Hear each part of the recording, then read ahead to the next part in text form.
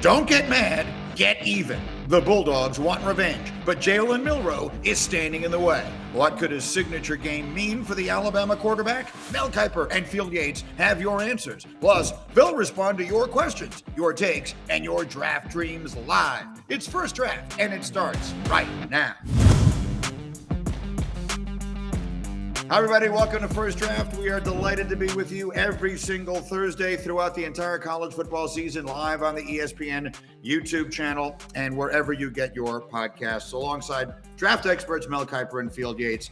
I am Greeny, delighted to be back. A reminder, Mel Kiper has his big board out every single Friday. We will dive into that. But gentlemen, we have made it to the first game of the century of the 2024 season. You don't need me to tell you that Georgia-Alabama is this weekend. So many fascinating storylines, but I think it really begins primarily with Jalen Milroe, the quarterback of Alabama. Field, I'll start with you. What would you say is at stake for Milroe Saturday night against Georgia? Let me start here, Greeny. Jalen Milroe is right now quarterback 4 on my big board overall. And he has now cracked my top 25 prospects overall. He is at number 22, which is a robust grade, I think, relative to my colleagues who covered the draft at ESPN, and probably relative to what we'll call consensus, NFL draft rankers around at various other institutions and websites and companies besides ESPN. But I think that if Jalen Milroe competes close to how he has so far this season, obviously against a much different level of competition, then the Jalen Milroe will be a first-round quarterback conversation, will be going on in earnest starting Sunday morning and potentially all the way until we arrive to Green Bay, Wisconsin on April 24th, 2025, because there are so many traits that Jalen Milroe brings to the table. He is this incredibly powerful thrower who has pistons attached to his legs as a runner as well. He did it against Wisconsin recently. But doing it against Georgia would completely reshape the narrative and maybe open the door for Jalen Milroe to have not quite to the degree that Joe Burrow and Jaden Daniels rose up the ranks, but a relatively similar rise up the ranks during what could very well be his final college season.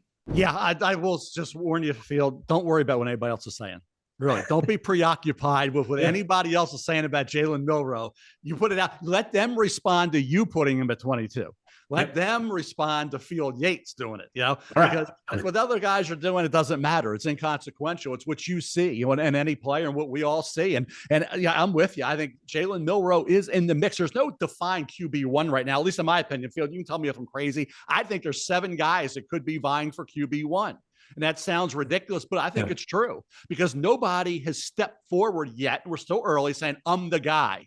Carson, Beck, Georgia has not.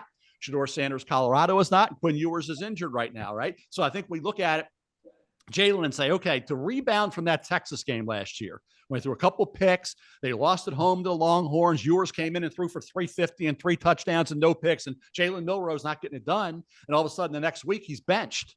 And, doesn't play against South Florida. And they scored 17 points in that game. Yeah. And then to come back and have to reestablish yourself, both on the practice field, locker room, and on the field on the big stage. And to be able to do that, I don't see him making bad decisions with the ball in his hands. I really don't. I see him being instinctual in terms of looking it over. And that's what you got to do. You got to keep your eyes up, see the field, and then decide running is the next option. It's not the only option when I'm on the move.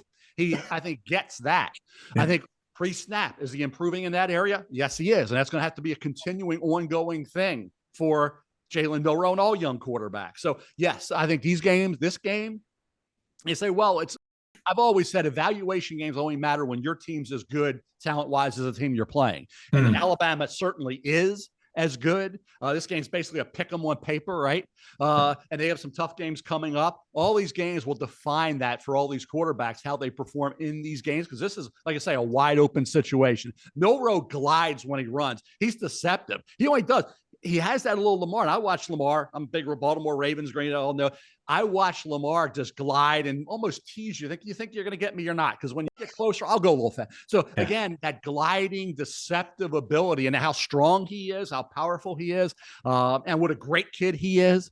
I mean, he is Hall of Fame kid. He's all American. He's got everything you want from it. You talk about just wanting to be great, the ability to take coaching. And I think that was the key for me, is how did he respond to that type of situation? He didn't sulk. He didn't talk transfer out of here. Yeah. He didn't say I'm done, or have his, or what do they call it? His body language show anything of a disappointment or outrage. He didn't. And Nick Saban, I think, saw that. And that coaching staff last year saw that. So I'm with you. I'm not quite as high on Jalen Milroe right now, Field, as you are. And you have every right to put him where you do. But I want to see a little more coming up.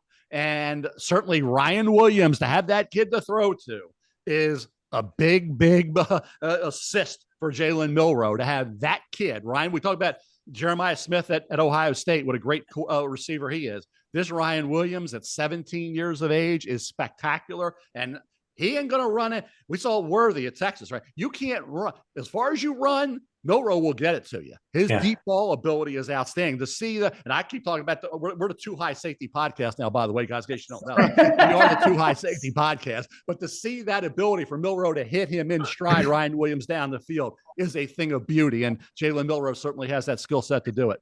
Mel, Greeny, I'll just sort of say a couple of things here to kind of close my thoughts, at least on Jalen Milroe. One is while I do think that a great game against Georgia could really reshape the narrative about Jalen Milroe, I don't think a bad game against Georgia is going to immediately make me rethink my evaluation up to this point. The reason I say that is Jalen Milroe, regardless of who he played in the first 3 weeks, and Wisconsin's not a terrible football team, by the way. They're always going to have good, tough defensive players.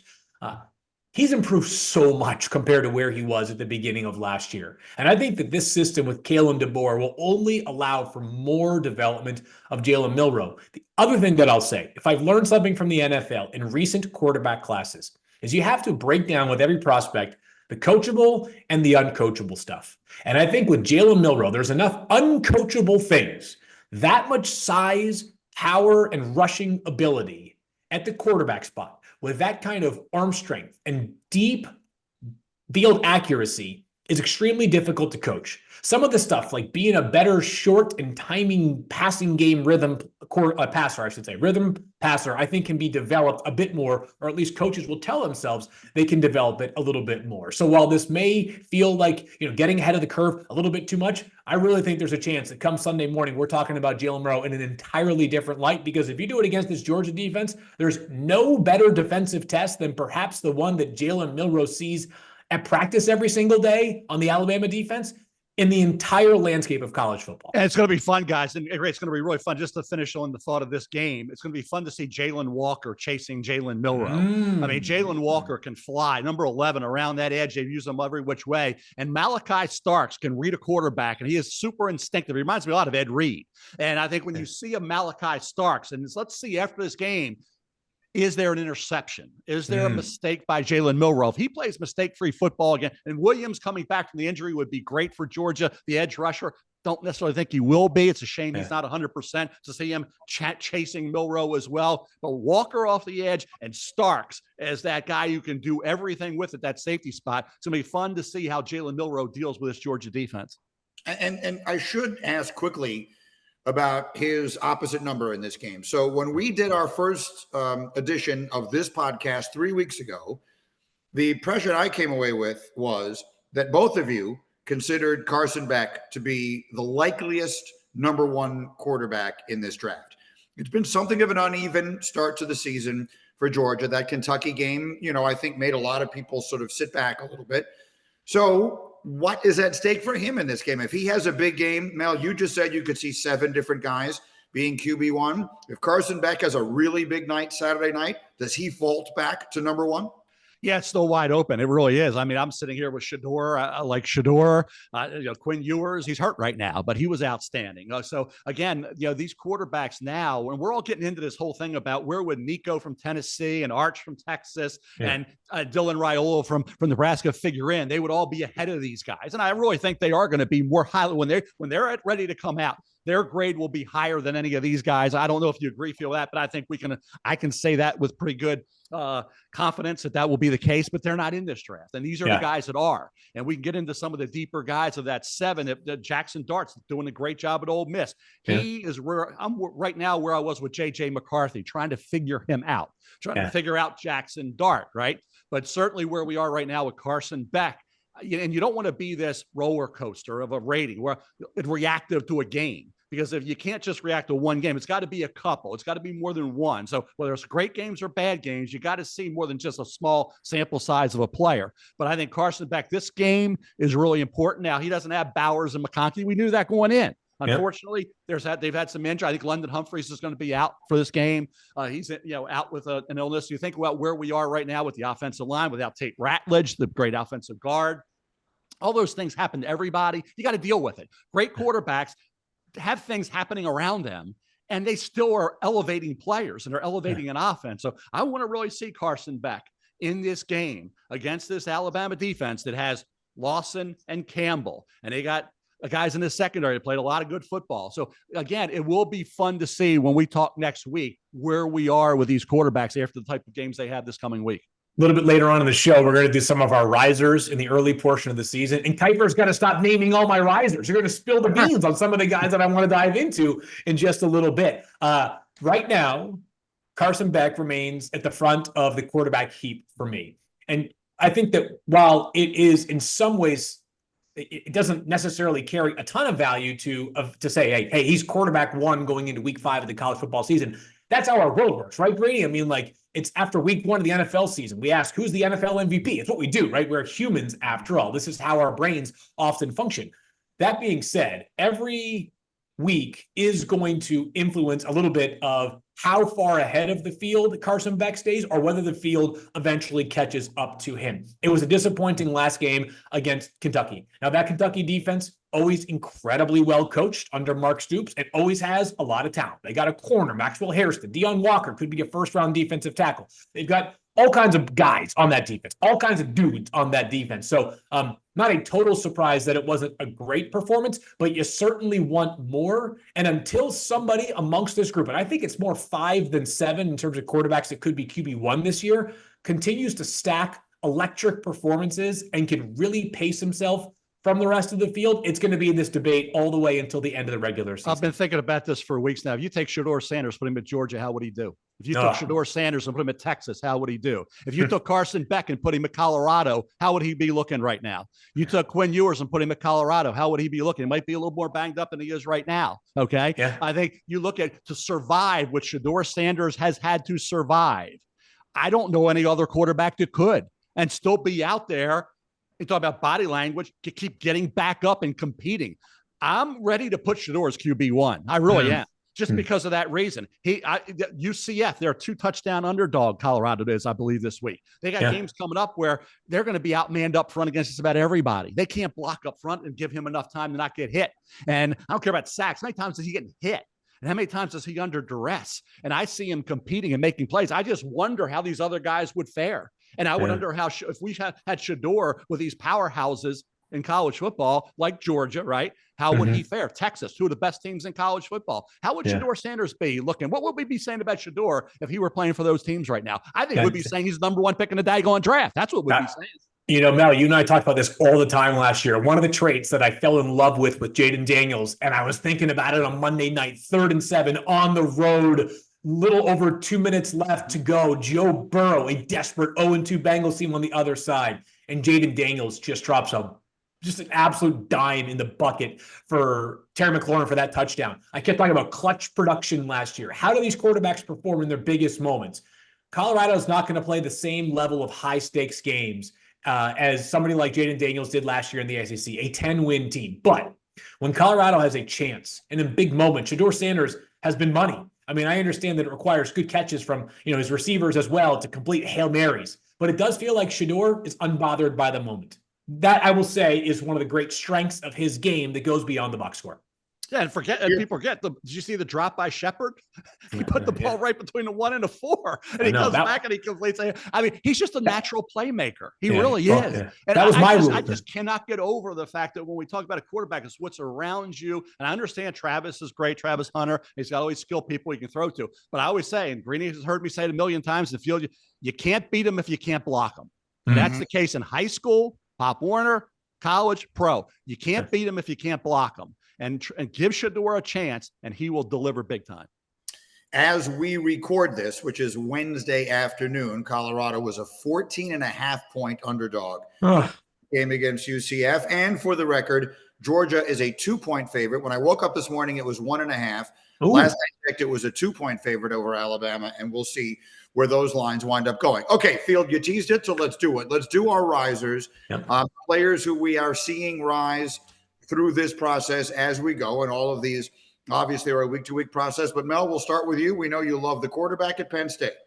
Drew Allar. I didn't know if I would. I really didn't. I went into this year thinking, I'm a little lukewarm on Drew Allar because I saw some games last year where the Ole Miss game, you go to the Michigan game, you go to the Ohio State game, you see completion percentage low, missing receivers, looking like, a little times a little overmatched. But Andy Kolnicki comes in, who had been with Lance Leipold at Wisconsin Whitewater, at Buffalo, and at Kansas. Comes into Penn State as the offensive coordinator. And I looked at the one word I use, Field, and Greeny, he's unleashed. It seems like he's been unleashed on college football. And we'll see now, as we get into the heart of the schedule, what Drew Allar is able to do. But he's big. He's got an arm. He throws with anticipation. He can move. And Mr. Football in Ohio, an Ohio kid now at Penn State. There's a lot to like about him. I was having a conversation with my good friend Vinny Serrato, former great GM in the NFL, built that last national title team at Notre Dame in 1988 for Lou Holtz. Yep. He said, he reminds me of Joe Flacco. A little bit of Joe Flacco and Drew Allar, who's 6'5", 235, 240. Drew Allar looks like right now he's seeing. You saw Josh Allen Monday night smiling, happy, dealing it. Drew Allar is feeling it right now. And Kolnicki comes in, right system, right quarterback. He's making players around. Tyler Warren at tight ends, getting it done. Nicholas Singleton's running wild. They got things going on. They thought they were going to be a little down on the offensive line. That group has done a solid job as well. They're finding receivers, quarterback, making everybody better. Young guys have stepped up. Drew Allar, to me right now, is one of those guys in the mix. Like I said, I'm big on Shedeur. He may end up being my QB1. We'll see. But Drew Allar, if he continues on this progression, I think he's going to be a guy that's going to be definitely in the early round discussion come late April. He probably already is. I need to see it for a longer period of time before I fully buy in on Drew Allar. Greeny. The inconsistency. I thought even the West Virginia game, the opening game of the season for Penn State this year, too many inaccurate throws. But he has always been a player where if you just saw him on the hoof, you say to yourself, if he just puts together, like if he becomes, sort of the sum of all of his parts, he could be a heck of a football player. I think there's a bit more room for him to grow. My riser, also a quarterback. It's Jaxson Dart from Ole Miss. Got a lot of Ole Miss fans here the first draft. The Too High Safety podcast, I should say. Excuse me for that error there. And they are asking, why aren't you talking more about Jaxson Dart and really a lot of the Ole Miss team? Because talk about a program that is loaded with guys right now. I mean, you've got 2 receivers are going to be drafted. A quarterback is going to be drafted. A defensive tackle. I mean, you go on and on and on. They're all kind of defensive end. Your guy Ivey is going to be drafted too, Mel. But Jaxson Dart, who currently leads FBS in passing yards with over 1,550 passing yards, has been lights out. Now, they have played a soft schedule, buttery soft, Mel. We're talking about the most difficult opponent on their schedule so far was Wake Forest, and they beat them 40-6. They've allowed 22 points in 4 games as that Ole Miss defense. It has not been tough sledding, but it gets tougher this Saturday against Kentucky, who we talked about already. A good defense. That'll be a tough-fought SEC battle. What impresses you about Jaxson Dart? You were talking earlier about quarterbacks being dialed in the zone.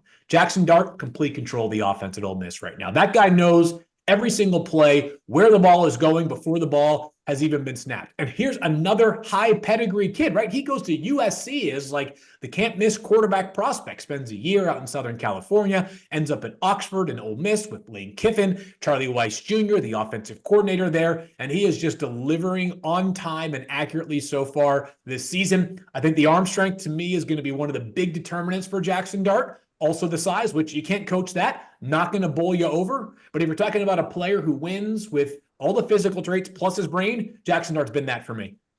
Yeah, I don't want to get past all the cupcakes. I think that's the thing. It's cupcake season. We'll see. We'll see. Yep. It is that. But I think the running ability, a kid can move, and he can run. He's athletic, and he's tough. Sometimes I protect that body a little more, Jaxson, but was it USC left there? Obviously, when Kaleb was coming with Lincoln and made the change there, and he goes to Ole Miss with Lane Kiffin, and he is dealing it right now. But as we see him against defenses that can match up against Trey Harris and match up against the receivers that they have, you talk about guys that can get it done at a high level. They have them, and that's the thing with Ole Miss. And they thought the backfield, Judkins moves on, but they got guys running the football. Harris is getting his job done. The line's doing what they need to do. So I just want to see Jaxson Dart moving forward. He's one of the 7. By the way, Drew Allar, if I ask you, how old do you think Drew Allar is right now? He's 20 years of age. Is that it? 20 years of age for him. So these quarterbacks, let's see what happens. But they're guys, certainly of the 7, those are 2 kids on that radar and in that grouping. So Jaxson Dart, by the way, to the point of the schedule getting tougher. They play Kentucky this week, and then they will go through a stretch where consecutively they have LSU, they have they have Oklahoma, and then 2 weeks after that, they have Georgia. So we will know everything about him by the time we get there. All right, so it's not just the quarterback show, although you would think it would be sometimes because of how the NFL draft. NFL teams do. There's no question. So we have to follow suit. And we are not really the Too High Safety podcast, although some people think that we are. We also look at a lot of these other players. Mel, a couple of other risers I have written down for you here, Caleb Johnson and Connor Colby. Yeah, Caleb Johnson, I tied him to Connor Colby because that's the guy opening up those massive holes. You can drive a Mack truck through some of these holes. I was watching the game thinking, boy, I could be a running back there. But guess what? He also, when he has to make people miss in the hole and break tackles, he's got like 9 runs of over 25 yards, a couple runs over 50. He has got that average per carry almost up around 9-10 yards a carry. He was at 4 yards a carry last year. We didn't even know who was going to be the defined feature back for Kirk Ferentz coming into this year, and it's been this kid, Caleb Johnson. Kaleb is a guy who has improved, and I think he's only a 3rd-year guy at Iowa, but he's certainly, when you see the ability in this blocking scheme, Tim Lester with the Shanahan connections. And did Mike Shanahan or Kyle Shanahan not have a running back that was going to run wild? It doesn't matter who it is. And if you go through the tree, the coaching tree of that Shanahan connection and that Kyle Shanahan connection. And you see Tim Lester with Matt LaFleur. I scouted Tim Lester at Western Michigan. He was a 4-year starter quarterback in the same draft as Tom Brady. Tim Lester was a heck of a quarterback in the Mid-American Conference. And he is now there. LaFleur and him LaFleur was a wide receiver at Western Michigan with Tim Lester. And he was at Green Bay last year, helping that offense. So he brings that blocking scheme. That's helped Caleb Johnson immensely. New coordinator at Iowa. That's why you get that. What did Jordan Mason, undrafted out of Georgia Tech? Remember that Monday night game? Didn't he run wild for the 49ers? Right? Yeah. He looked has been all season. Is he Hall of Fame material? I remember Olandis Gary and Reuben Drones and Mike Anderson, and the list goes at Denver with Mike Shanahan, right? Not just Terrell Davis, right? There were a lot of other ones that were really good at Denver because of Mike Shanahan. He comes to Washington. They got guys running wild there. Morris, and all the different ones there. Look at Kyle. So again, I think Tim Lester, the offensive coordinator with that zone blocking scheme, has really helped Caleb Johnson. But he is also himself at about 5'11", has 6 foot, at 225 pounds. When he's downhill, one cut, and he's going downhill, he's breaking tackles and he's putting up numbers, and he is a vastly improved running back who now belongs as one of the top 5 to 10 running backs in this draft. What a draft class it is, by the way, for running backs. Greeny, your Jets don't need a running back, but man, if they did, heck, they could probably get a 3rd running back in like the 7th round this year because the class looks ridiculously deep. There are just so many good players. I don't think we'll have much debate at the very top. I think that there are 2 that kind of stand above the rest right now, Ashton Jeanty and Quinshon Judkins as well from Ohio State, who was electric this past Saturday in their big win. But it's a very, very deep class. Mel brought up one of my guys. That's a riser. And I'm not sure why he did that. He's trying to steal my good content here, Greeny. I got to ask a question, though. I need to talk to Kirby Smart, whoever coordinates the recruiting efforts down there in Georgia. And I got 2 questions. Where do they find these kids, and how do they keep them under wraps early on in their career? Because Jalen Walker, who was not one of the 5 most discussed Georgia defensive players last year, when you watch him on national TV, and of course Georgia's always on national TV, including that opening week win against Clemson, you're sitting there and you're saying to yourself, Is this guy going top 5? Is he going top 10? Where do they find these guys? So Jalon Walker, who I think you could grade him as a stand-up inside linebacker because he does play quite a bit of stand-up inside linebacker. Mel mentioned he often is used as an edge rusher as well. If it were a bank account driven decision or a draft stock decision, he probably would settle in as an edge full time.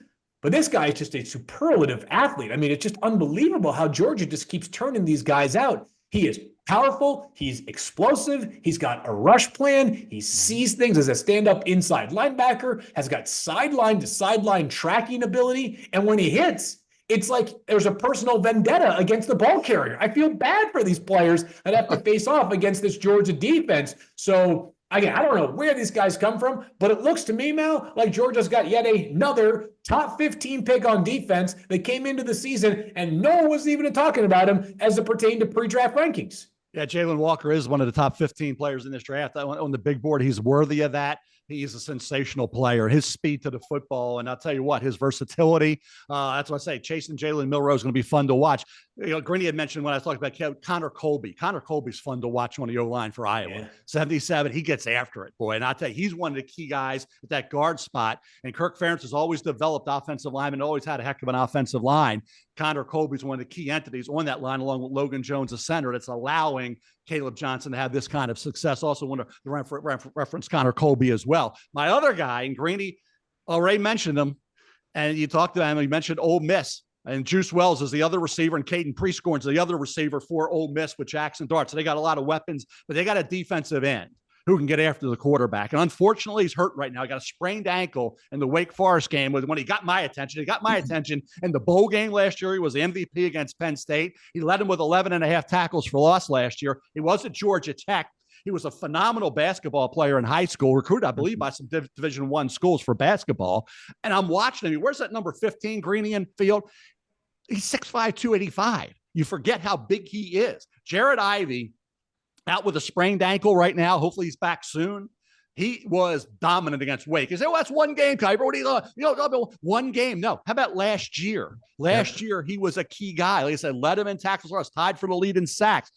MVP of the bowl game against Penn State. Jared Ivey, I-V-E-Y. Write that name down. He, like I say, he's out right now with a sprained ankle, sustained in that game against Wake Forest where they couldn't block him. Is a heck of a football player off the edge. Yeah. And then, Field, give us one more. You mentioned Jalon Walker is a player to watch. I'm particularly focused on Georgia, Alabama, because I think so many, even casual fans, will watch that game. That's one defender we're watching on one side. Give us a player to watch on the other defense. All right. So I'm sitting here thinking to myself, I've been watching Deontay Lawson. He's a linebacker from University of Alabama. No surprise there. Lots of great Alabama linebackers. And I think he looks better than he did last year. I think he looks more forceful at the point of attack. I think he looks even a step faster. And then I'm wondering, is he even the best linebacker on his team? Because his teammate, Jihaad Campbell, a New Jersey kid, I don't know, they've got the pipeline from Jersey to Bama, right? Minkah Fitzpatrick famously goes from Jersey prep school or high school to Alabama, goes on to become a first-round pick, one of the best players in the entire NFL, Jihaad Campbell. Oh, my goodness. This guy, he is a force physically. And you can make the case that he or Deontay Lawson is the best inside linebacker on Alabama. But we knew about Deontay coming into this season. Jihaad Campbell, physical at the point of attack. I talked about this on a recent show, how like if you play defensive back for Kirby Smart, on principle, I imagine you're probably a smart player, no pun intended there, right? Because you got to know the schemes, you got to know different positions, etc. At Alabama, if you were a linebacker recruited by Nick Saban, same rules apply. And Jihaad Campbell is a playmaker right now. This past draft class was not some banner inside linebacker draft class. It was one where there was a bit of a beauty in the eye of the beholder in terms of who was the absolute best one. This year, I don't know if we'll have any go in the first round for sure, unless you consider Jalon Walker definitely an inside linebacker. But the class looks really good. Jihaad Campbell, physical, tough, instinctive, smart, communicator on that Alabama defense. He is just wrecking people left and right now. So we have a few surprises still coming along the way. And as always, we will take some of your questions from Twitter X. But I actually want to jump ahead to a Twitter X question because it will set up our next topic. All right. Har journalist, H-A-R journalist, tweeted, who should the New England Patriots draft that could help Drake May not get crushed into the ground? And that brings us to our big men. We talked about the risers. Now let's talk about the men in the trenches. And let's start right there at Texas, Mel. Kelvin Banks Jr., is that a tackle that we could see hearing his name called that early and keep Drake May from getting, as she described it, drilled into the ground? This is a Yates special right here. Field brought his name up, Kelvin Banks, last week. I mean, he's been dynamic and a dominant performer and just a guy. 78, you see him out there as a freshman playing at a high level. And I look back, and the thing I would think is the key number is 6'4", because we haven't had many offensive tackles below that. Now, we have had Brad Hopkins, who I scouted back in the 90s. Brad Hopkins drafted by the Houston Oilers. Love you, Blue. He was great at left tackle for a long time. At 6'3.5", basically. I think I had Brad Hopkins out when he came out of Illinois, and a great player for the Oilers and the Titans. Then you think about Isaiah Wynn, who at 6'2.5", 6'2 3/4, was a Patriot first-round pick not that long ago. There haven't been that many. Deion Dawkins is another one. I thought he'd be a guard because he was at 6'3 3/4, 6'3". He's a heck of a left tackle for Josh, right? So he's gotten it done. So there have been some. They're not little outliers, but there have been a few under 6'4". But they didn't go, you think about first round. Brad Hopkins did. Brad Hopkins, I believe, was like the 13th pick in the draft when he came out of Illinois. So the precedent's been set for that 6'3.5". How tall is Kelvin? Looks to be 6'4" to me. I mean, he's got long arms. That's the thing. When I talked to a guy in the league, he said, hey, as long as they have long arms, they're good. Rashawn Slater's not that tall. He's probably 6'4", right? So the bottom line is for Kelvin Banks, it's 6'4", whatever he is. Hey, 6'4 1/4, 6'3 3/4. The length, the long arms, keep those kids at bay, keep them off. You had long arm length. I say it a million times on draft day. Greeny heard it. Field heard it. Arm length is huge at a variety of positions. No more than offensive tackle is it more important than that spot. And Kelvin Banks, to me, is going to go. Field, you take it away because this. We always say, who's your guy? You've been raving about Kelvin Banks for a long time. I think he could go top 5. No doubt, Mel. Let me ask you a question because you and I were talking about that this pre-show. We were talking about the measurements on Kelvin Banks. So I reached out. I said, let me get these right from Texas. How's 6'4 3/4? Pretty good, right? 6'4 3/4, over 33.5-inch arms. That'll do, right? So those two numbers right there. I mean, this he checks every box with the physical measurements. And Green, I've been thinking about this, is we can make scouting really hard. And it is an admittedly very difficult exercise. We're recording this 2 days after Trevor Lawrence, the number 1 pick, the can't-miss player in the draft, looks lost right now in Jacksonville. That whole organization took a bye week in week 3 for some reason on Monday Night Football. But Kelvin Banks has been playing since he was a freshman at Texas. He's played in a ton of big games. And the job of the offensive tackle in the running game is to block players going forward and move bodies around.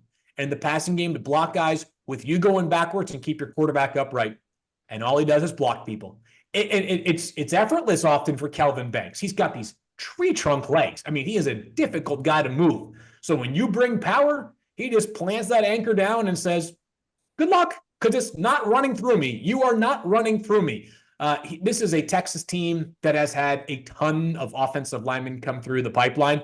This guy just looks like a walking left tackle at the NFL level right now. If I'm the Patriots, who knows when Drake May will play this year? I still believe Drake May will play at some point this year. I don't think twice about it. If I don't care if I'm picking in the top 5 and Kelvin Banks is there, this is an easy one. He is a ready-made left tackle. And while I do think there are other first-round left tackles, as of right now, week 5 of the college football season, to me, this guy stands above the rest. Who's another, Mel? Give us another lock first-round offensive tackle people should be watching. Well, I'll tell you what, a couple of weeks ago, and when you're super high on a player, and then he has a game where he's not as dominant, you say, but then when he bounces back this week against Iowa, it's Aireontae Ersery from Minnesota. Field. I mean, he's fun to watch. I mean, you're not getting by him in pass pro. I mean, he keeps that frame between the defensive end and the quarterback on a regular basis. And as a run blocker, Nevada game wasn't quite as dominant as he has been, but Iowa game, he was getting it done at a high level. He didn't play high school football to his junior year in high school. Okay. Aireontae Ersery, now a 3-year starter, wasn't right tackle, has been at left tackle the last 3 years after right tackle early on, is a great football player. He's, listen, I don't know what he is, 6'5", 6'6" range. I got him at 6'6", 330. 330. Okay, is that the press guide height or the real height? We'll see. That's the press guide height. It might be bigger. It might be bigger than that. I'm 6'3" with my press guide, but I'm really 6 foot. So yeah. But the bottom line is, press guide height's got to be a little careful. It doesn't even matter. We know he's 6'5" plus. Okay, if he's 6'6", great. Bottom line is Aireontae Ersery is fun to watch because he toys with defensive ends and pass pro. And that's what you're going to have to do in the NFL is take care of that left tackle spot and that blind side of your quarterback. To me, he's going to be, when I do the rankings for Friday, tune in, he's going to pretty high grade. And I know Kelvin Banks Jr. is the guy, but Aireontae Ersery could very well be the second best offensive tackle in this draft. He's a heck of a player, that's for sure. Yeah. One more, Field. Give us one more. Yeah, Will Campbell from LSU, who I think people have been talking about deservedly since pretty much the moment he stepped on campus. He's a local Louisiana kid who, along with his right tackle counterpart, Emory Jones Jr., started week 1 of their true freshman season, the first ever duo of true freshmen starting offensive tackles at LSU. Will Campbell is big and he looks lean. And I mean that in kind of a good way, Greeny. I mean it in the sense that, if you told me he was a tight end and you changed his number to 86 as opposed to 66, you could convince me. It also, I think, opens the door for a little bit of growth here for Will Campbell. He checks pretty much all the boxes in terms of the physical traits that you are looking for. Big, long, light feet, can be an excellent pass protector. I want to see a little bit more. And I'm not saying that this guy is not one of the first 10 to 12 best players on my board right now, but I am looking for just a touch more from Will Campbell, play with a little more grit and a little bit more power. If he does that, watch out, because he too could be a top 10 pick. He has protected for some very high-profile players. Obviously, doing so for Jaden Daniels last year was a big responsibility. I talked about how Kelvin Banks has played in a ton of big games. Same thing goes here for Will Campbell. Wouldn't surprise me if him and Emory Jones wind up as first-round picks. Campbell, a borderline lock. I'm just looking for a touch more nasty in the passing game specifically for me to really feel like this guy can unlock his utmost potential. Okay, so now before we get to the Twitter questions, I found something out this week, something I did not know. And that is that Mel Kiper is infinitely more social media savvy than I realized. Mel, on your Instagram, you never text back the first draft group chat. I can't help but notice that. So I figured Mel probably doesn't even have a phone. But what we learned is that you are a connoisseur of Orange Crush. Oh, yeah. And as the summer comes to an end, you ranked the top 5 orange anywhere on that Maryland seaboard, all those little beach towns and all that kind of stuff. So for those of us who do not know, because I've always pictured an Orange Crush just being like a can, that's a soda unto itself. And I remember the Denver Broncos when they were the Orange Crush with their head coach Red Miller and all the rest of that. What makes the perfect Orange Crush? Freshly squeezed oranges, right? Crushed ice, and all the other stuff that goes in there that gives a little pop. I'm not going to get into, okay? Because I'm not just bottled water. I do have a drink every now, a little cocktail every now and then, right? That's my beverage of choice. My go-to beverage is the Orange Crush, developed, by the way, in Ocean City, Maryland. They invented, okay, an Orange Crush. And it's not what you think, okay? People think it's not. It's got a blend of a lot of different things, but it's not what people think it is, okay? It's not a whiskey sour. It's not that type of thing, just because it has orange. Bottom line is, it's a great drink. It's tremendous when you're out and you're sweaty, whatever you're doing, playing a pickup basketball game, out on a boat, fishing, crabbing, whatever you're doing. It's hot, 95-degree day. Give me an Orange Crush. And I ranked them. And guess what? I'll tie this into football, Greeny and Field. I get a text, because I do check them once in a while, from Jody Schultz, my good friend Jody Schultz. If you remember, Jody was a great player at East Carolina, played here in the high school ranks on Kent Island, goes to East Carolina for the Pirates, great player there, second-round pick of the Eagles, had a heck of outside backer getting after the quarterback, pass rushing, defensive end, outside backer. Jody Schultz owns the Crab Deck, Fisherman's Inn, the Dock House. Okay, restaurants right down here on Kent Island. I had a Dock House 4th. I didn't have the Crab Deck in the top 5. Jody said, Crab Deck, clearly the number 1 Orange Crush. But it depends who's making. Sometimes you go, you never. And I just was ranking, was really close. But St. Michael's, which is only about a 20-minute boat ride away from where we are right now, has some great places over there, and they're up there. So I ranked them. Number 1, Foxy's at St. Michael's. You go up, you take your boat over to St. Michael's, you dive up there and you get a Foxy's Orange Crush. It's phenomenal. But Jody's at the Dock House, Crab Deck, Fisherman's Inn are phenomenal as well. A lot of other good ones. Red Eyes Dock Bar down here. Up in Timonium, there's a lot of places, Riley's and Michael's. So, hey, we went to, but I will say this, I didn't get to Ocean City this summer. I was at our granddaughter Blakely born, was a little busy with a lot of things going on in preparation for Blakely's arrival. I will get to Ocean City in the spring of 2025, and we will go down. I think it was Harbor Town, whatever, was the first place that developed and invented the Orange Crush back in the day. I know Harpoon Hannah's, my boy, Wes Hannah down there has got one waiting for me down. Harpoon Hannah's down at Ocean City. So we're going to, Kim and I, we're going to take Blakely down, and Lauren and Alex will go down, and we'll have fun down there, and I'll rank them all, and I'll get a wide array of Orange Crushes on the big board next year. I think the internet wants to know, Greeny, how many Orange Crushes did Mel have before he fired off his 2 high safety? I'll tell you this. I did the one time I'm coming back on a boat, and Lauren has evidently she was filming me, and I had the Orange Crush in my hand, and it was my 4th, I believe. I can't do more than 3. I'm very weak, but I had the 4th one, and it went blue, and I just somehow slipped out. It just went, and it goes, woo, back all the way back. I know it went back though. We were moving in the boat. Alex is the captain. He's taking that boat forward, and I just lost it. I had the cup in my hand. I wasn't trying to do anything. Let it go. You don't want anything going into the water, anything into the bay. You got to keep that Chesapeake Bay clean. But I lost my cup. So 3+ Orange Crushes is too many for me in one setting. Oh, I Field, I think I speak for America when I say we need 1 week, Mel, to drink 3 Orange Crushes before we do this podcast. I want to hear Mel's take on Jalen Milroe. Yeah. You bring up the 2 high safety after 3 Orange Crushes, and you will get some commentary, Greeny, on that one. Oh, man. I'll attack my critics with the 3 Orange Crushes, boy, I'll tell you. Aaron Rodgers you can let him have it. Aaron Rodgers supported me at least. Aaron Rodgers was agreeing with me.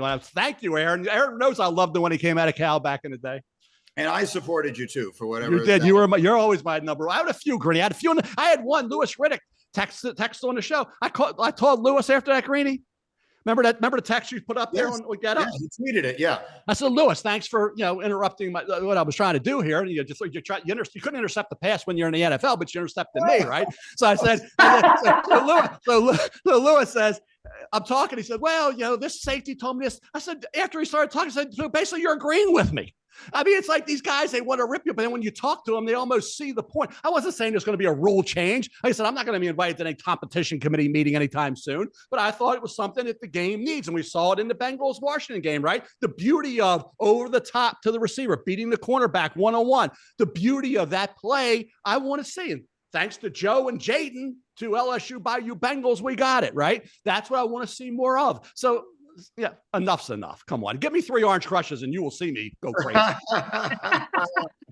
All right. I love it. We take your Twitter X questions, tweet them using the hashtag #FirstDraft, and then tune in every Thursday to see if we use one of your questions. We heard from hard journalist earlier. Field, I'll come to you. At EMDoc tweets at us. Besides Colston Loveland, give me a tight end you could see making an impact as a rookie next year if drafted into the right situation. I'll give you my number 2 tight end in the entire country right now, and it's a name that might be a little bit familiar to the masses. It's Mason Taylor, the son of the great Pro Football Hall of Famer Jaxson Taylor, who is just an incredibly fluid 6'5", 255-pound tight end for LSU. Recently set the school record for most catches and yards by a tight end. This kid's been playing since his freshman year. Noticing a theme here, Greeny, because we're seeing guys transfer so much and because we are seeing quite a few guys enter early, I like some of these guys that have been doing it for 3 years, right? Mm-hmm. Guys who have proven since the moment they stepped on campus, I can compete at the highest level. This kid's a terrific route runner. He is excellent after the catch. Mason Taylor is buttery smooth with the football in his hands. He catches everything as well. I wouldn't be surprised if this guy is a top 50 or so pick in this upcoming draft. I'm a huge fan of Mason Taylor. How about Harold Fannin Jr. at Bowling Green? You see him at Penn State. There's a rise. Penn State when he scared the daylights out of the Nittany Lions. Like he had like crushing 11 catches. He did the same thing last week, A&M game. Harold Fannin Jr., you know about stretching the field as a tight end H-back? Harold Fannin Jr. from Bowling Green at Mid-American Conference. Remember where Max Crosby came out of? I can go one-on-one with a list of Mid-American Conference standouts that slipped through the cracks. Harold Fannin Jr. from Bowling Green slips into that day 3 area. We're going to have a lot of fun talking about him. And he's top 20 right now in the FBS and receiving yards. The only tight end in the top 20. It's not even close, by the way. And then I'm actually actively afraid to read this question to Mel. Chris tweets at us, if the Titans get a top 5 pick, should they move on from Will Levis and draft another quarterback? Well, I'm not going to go too crazy on this, but I will say this. I hear people, and I drive around and on Vinny's show with Vinny and Haney here in Baltimore, and people are just killing Will Levis. They're saying he's terrible, that quarterback. If it wasn't for him, they'd have beaten the Jets. Did you watch that Jet game, Greeny? You watched it. He made one bad play when he tried to flip the ball to Spears. Outside of that, did he not throw a ball to Burks that could have been caught down the field that was intercepted by Eccles, went through his hands? Did you see the play, the deep throw, the deep shot to Calvin Ridley through his hands? Did you see the touchdown pass that Ridley caught between 2 defenders? He got him down, scared you at the end, thought it was going to go into overtime, didn't you, Greeny? Okay, but he got sacked by Will McDonald, hurt him in that game. He made one bad play, one bad decision. He's only, I believe, this will be this week, his 13th start in the NFL. He started 12 games in the NFL. 12 games. I think DeAndre Hopkins said, Will's not even played a season yet in the NFL. Yet we want to run him out of the NFL. Yeah. It's like, so my thing is he threw a pick 6. Who doesn't? I've seen him. Burrow had 3 or 4 interceptions in a game, I think, last year, didn't he? Bottom line is they all do make mistakes, especially quarterbacks haven't played even a full season. The offensive line there isn't exactly giving him always a clean pocket. So is Will Levis perfect? No. Is any young quarterback going to be? Yeah, maybe some are a little better. Maybe C.J. Stroud, Dan Marino was early on before John Elway caught him. John Elway wasn't perfect his rookie year. So, and after he had only 12 starts in the NFL, I can give you how many interceptions quarterbacks there were great in the NFL through. I'm not saying Will Levis is going to be great. I'm saying Will Levis was getting destroyed coming into the draft, if you remember. Remember all the negativity going into the draft. After he was picked, he was just who cares? And the kid's got a ton of talent. He wants to be great. He studies, he prepares, he works. The team loves him. What year is it now? My thing is, Field, I'll ask you this. Who are you moving on to? Who are you moving on to at the top 5? And you're going to be really excited about Shedeur, maybe, but at number 1, number 2 overall, or any of these quarterbacks right now making you say, I got to have him over Will Levis right now? Yes, they would for me right now. And maybe this is a little bit of the devil you do know versus the devil you don't know at the NFL level. But I do think that a couple of these quarterback prospects at least have a higher ceiling at the NFL level than Will. And it's 2024. A week ago, we were talking about a team moving on from the number 1 pick in the draft that they traded the entire future for after 2 weeks of his second season. I think I would be floored if the Titans have a top 5 pick this year, assuming Will Levis stays healthy for most of this year, and they don't draft a quarterback with a top 5 pick. I just think that's stating the facts of reality with the NFL in 2024. Windows are shorter for head coaches, GMs, and starting quarterbacks than ever. This is not Eli Manning or his brother Peyton stumbling out of the gates and learning from some of those mistakes and becoming a better player. That's where we are, Mel. Adapt or die, Greeny, right? I say it all the time, Field, right? Adapt or die. And that's what it is. And I'm not ready to do that. I'll adapt before I'll die. So I'm adapting, and I'm saying, hey, if that's the case, I will say this on this podcast. What's the date, right? Circle the date, whatever the hell date is. We're recording this on September 25th. I know because it's my daughter Nikki's birthday. Happy birthday, Nikki. Go ahead. Happy birthday, Nikki. Now, happy birthday, Nikki. And on Nikki's birthday, I'm going to say this, right? Looking at you right now. I'm never defending a young quarterback again. A young quarterback struggling. My days as a defense attorney for young quarterbacks is over. We finally got it.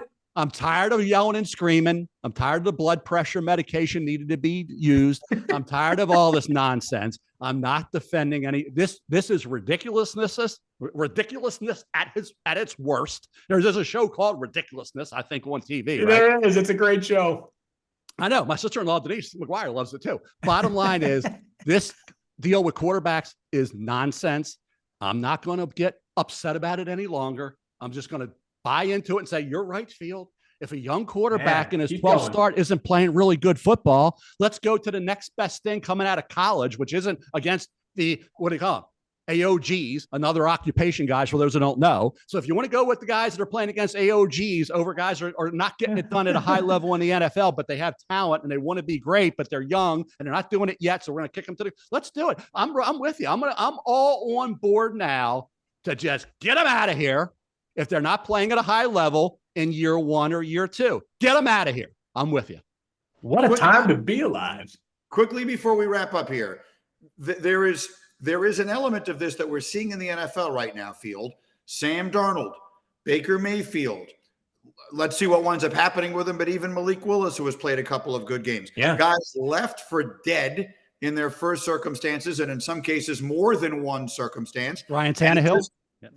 Ryan Tannehill would be another guy who falls in that category. And then all it takes is you just find yourself in the right place at the right time. It isn't about having talent. It's about being in a place that fits you. It's about so many things the quarterbacks themselves don't control. So maybe, just maybe, if the Titans move on from Will Levis next year, in the long run, it'll be the best thing that could possibly happen to him. He'll let him go sit for a year on Kyle Shanahan's team or on Sean McVay's team or someone like that, and then resurface somewhere else and see what happens. That's a great point, Greeny. And I think that the sooner that the people watching the NFL draft and following the NFL draft accept that where a player lands is just as influential as who the player is, the more what happens after the draft will make sense. I am here to tell you, it does not matter who you are. Your surroundings influence the kind of player that you are. Patrick Mahomes is a different player now than what he was back when he first entered the NFL. He was thrown for 50 touchdowns, and now he has to play a different style of game.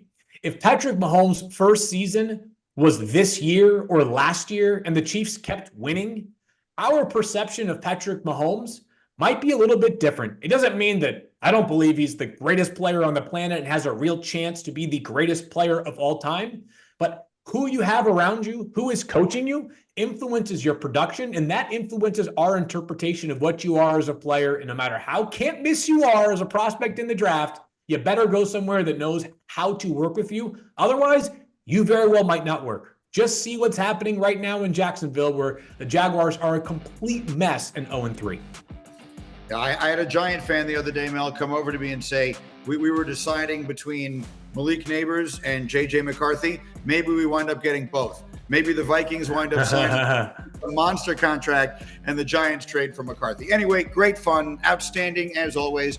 That's it for this edition of First Draft. Don't forget to like and subscribe to the podcast and then be with us every Thursday during the season for all your draft analysis. And again, the questions, tweet them with the hashtag First Draft and then listen to see if we use your questions with us. For Field and for Mel, I am Greeny. Thanks for being with us. See you next week.